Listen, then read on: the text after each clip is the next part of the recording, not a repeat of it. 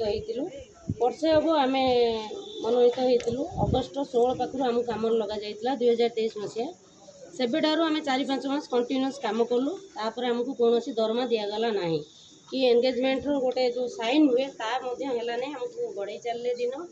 धीरे धीरे बढ़ला तो आम दरमा मागिलु तापर आम काम को आसिया मना करदे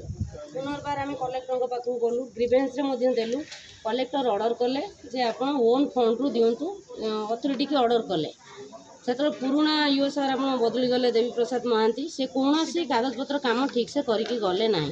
नुआ ईओ जी आसिले पाख ऑर्डर है जे ओन फंड रु दि जाए ऑर्डर कॉपी भी आम पाखे अच्छी जिते मास काम करचु तार भी सविशेष बरणी डाटा आम पाखे अच्छी सब ऑफिसर स्टाफ पाखे आम काम करूँ डिटेल्स एनएससी जाबतीय काम आमको करते सेप्टेज पर्यंत जो मल निष्कासन होती आम काम कर आमको कौन पावना देले नहीं ना चेयरमैन मैडम ना ईओ मैडम कहीं आमको सपोर्ट कले नहीं कि ओन फंड रु गोटे टंका भी आमको देले ना